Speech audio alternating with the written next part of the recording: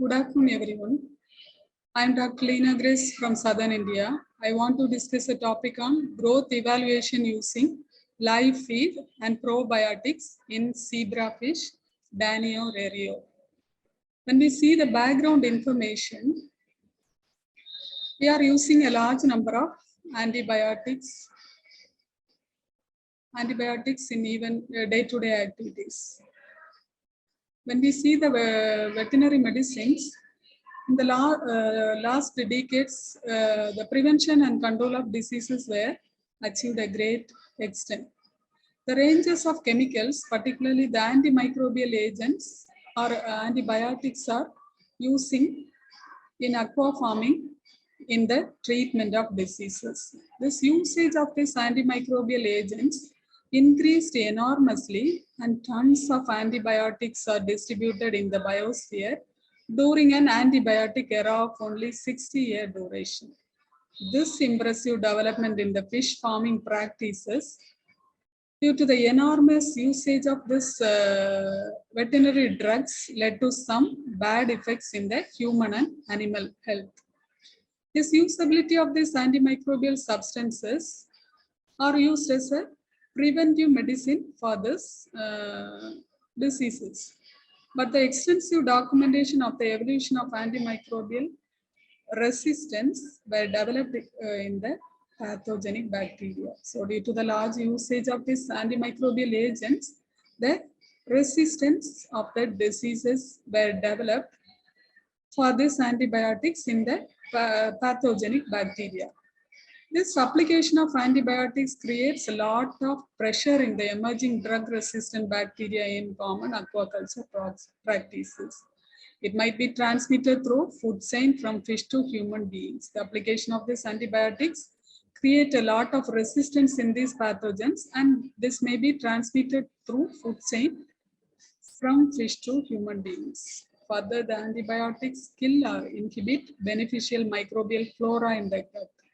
And again in the beneficial microbial flora in gut and further highly disturb the natural ecosystem of digestive system that affect physiology, fish nutrition, and immunity. There are several reports illustrating the transfer of antibiotic resistant genes between bacteria. The antibiotic resistance bacteria may be from shrimp farm that could be transfer plasmids to bacteria and involved in human health. This antibiotic resistance not only affects aquatic animals, but this resistance easily penetrates from the aquatic forms to the terrestrial animals and humans through the food chain and direct contact. On one hand, antibiotics had prevented diseases from outbreaking. On the other hand, they cause many disadvantages, including bioaccumulation of antibiotics in animal tissues, an imbalanced intestinal microbiota, and the development of bacterial resistance. The Asian countries, the antibiotic control and regulation, which are likely to be pressured through foreign restrictions through the export markets being controlled for antibiotic containing products. So these things in mind, we have fixed a topic to overcome such situation. The antibiotic resistance has to be overcome. For this, we have selected the study. What is the study means? We have used the probiotics and the naturally occurring bacteria in the gut of the same organism has been used in the media to multiply it in the organism.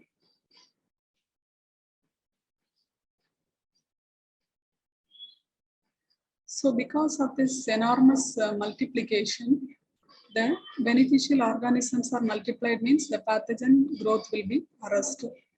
So for that reason, we used the growth, we determined the growth performance by using the fish Danio rerio.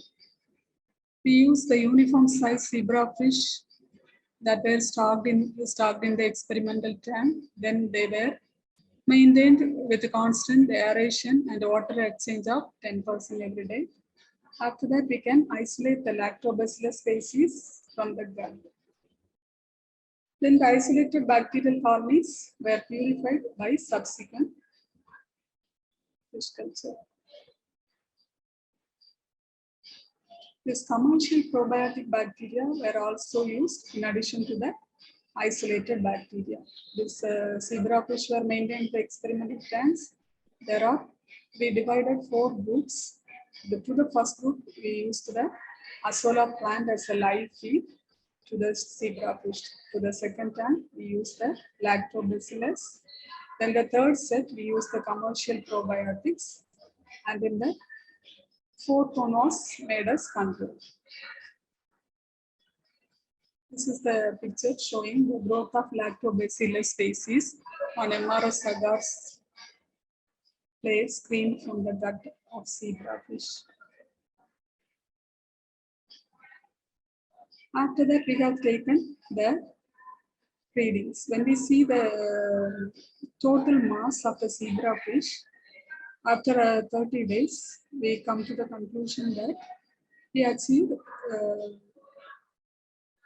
more with probiotics, and in the second case, it is more or less equal to the probiotics is lactobacillus.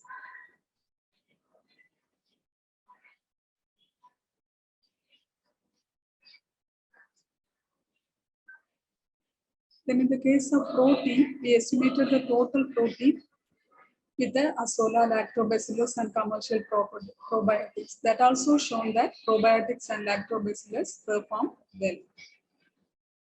Then in the third case, we analyze the lipid content. Here also, the lactobacillus and the probiotics achieved a great.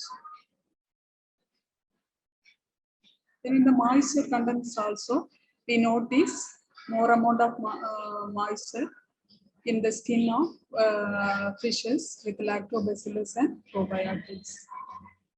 Then in the case of ash content, that also shows the antibiotic, not antibiotics, it is lactobacillus and probiotics achieve more ash in the case of the muscle of the zebrafish.